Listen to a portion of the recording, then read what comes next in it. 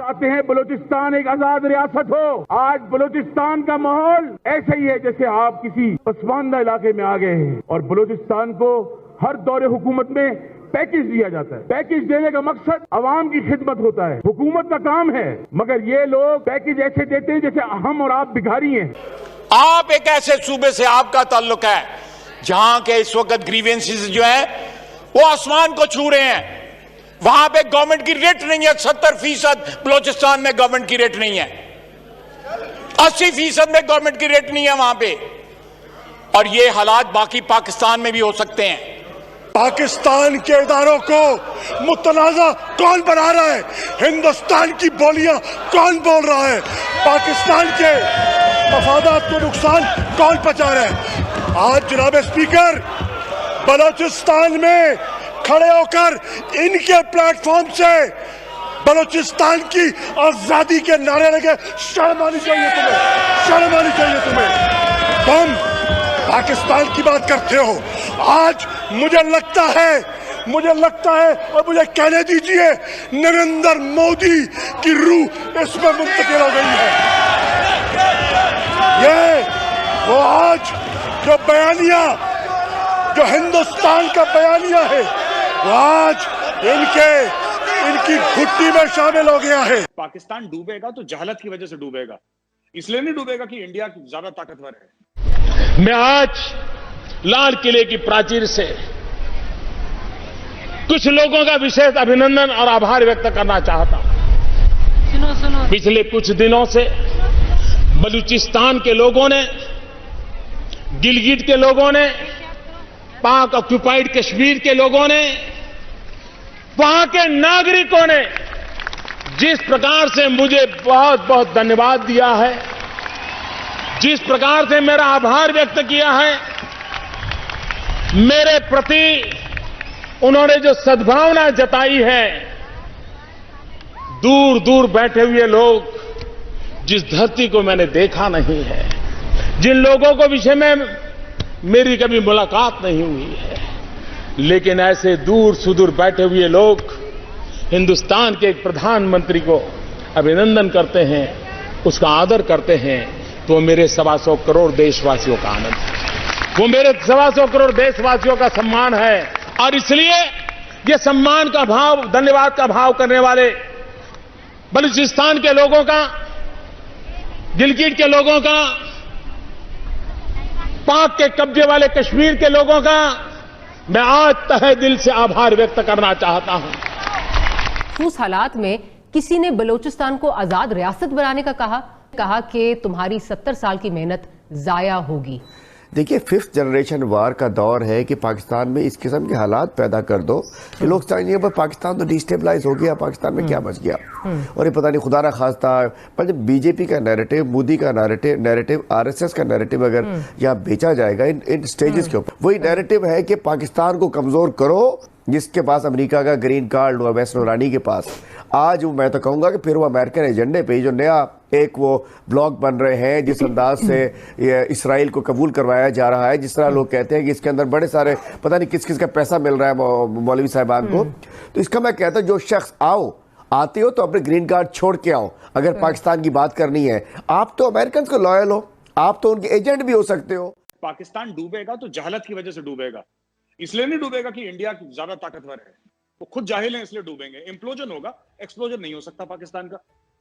आप कभी सोच सकते हैं कि रॉ, जिसको ब्लेम करते हैं अक्सर, कि रॉ का एक एजेंट या रॉ का एक ऑपरेटिव एक नेशनल टीवी स्टूडियो के अंदर, एक नेशनल जो मीडिया हाउस है उसके टीवी स्टूडियो के अंदर बोलेगा कि हाँ मैं स्ट्राइक करवाऊंगा। खुफिया एजेंसी मतलब खुफिया, उसमें कौन काम करता है वो भी खुफिया।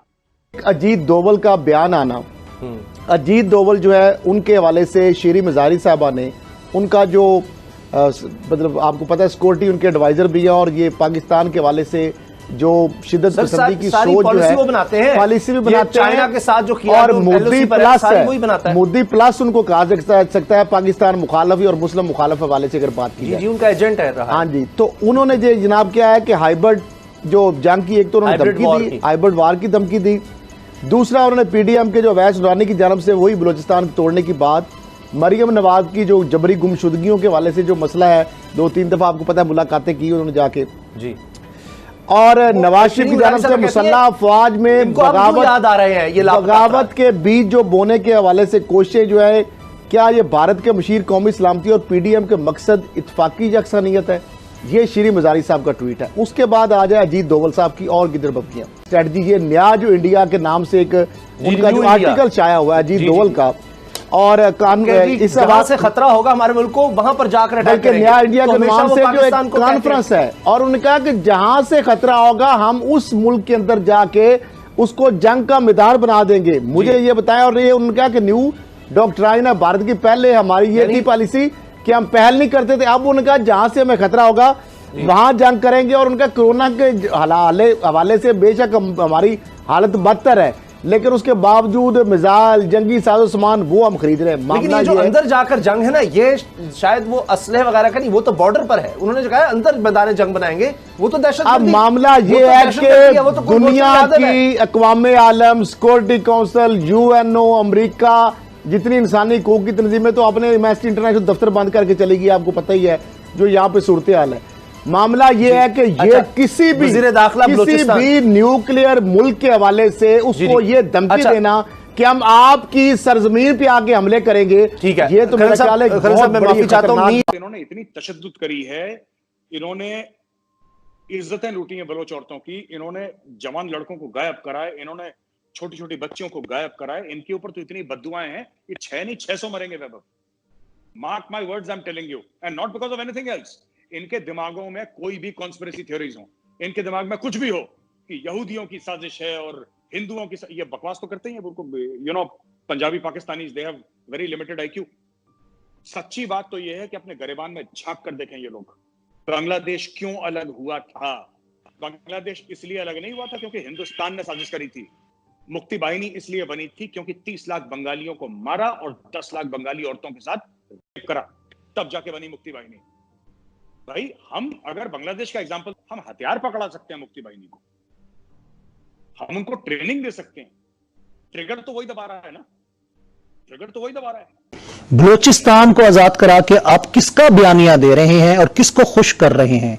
जो कि ढाका में खड़े होकर सीना ठोक के बोलते हैं कि हमने पाकिस्तान तोड़ा और हमने बांग्लादेश बनाया, लाल किले में खड़े होकर कहते हैं गिलगित बल्तिस्तान बलूचिस्तान हम कहेंगे, उनके फोन आते हैं हम ये करेंगे, उनके एक रिटायर्ड मेजर बैठ के टीवी पे सबूत के साथ अपना मोबाइल लहराते हैं कि हमारे पास सबके नंबर हैं। जो नरेंद्र मोदी ने स्पीच की थी, आप रिटायर्ड मेजर को छोड़ें, खुद नरेंद्र मोदी ने कहा था कि गिलगित बल्तिस्तान और बलूचिस्तान से लोग मेरे साथ राब्ते में हैं और वो हमें कह रहे हैं कि हमारी मदद करो। एंटी स्टेट बयानिए, ये वही बयानिए हैं जो भारत के बयानिए हैं। एक्चुअली इस वक्त अपोजिशन एक फ्रस्ट्रेशन के उस लेवल पे पहुंच चुकी है कि जहां ये कुछ भी करने के लिए तैयार है। उसके लिए मुल्क टूटे, ग्रेटर पंजाब बने, बलूचिस्तान आजाद रियासत हो, इसको गद्दार कह दें, पाकिस्तान फौज पे कीचड़ उछालें, डिफरेंट और इदारों पे कीचड़ उछालें, अदलिया पे कीचड़ उछालें, यानी शुत्रे बेमुहार की तरह जो मुंह में आए वो कह दे। ये अब इनके लिए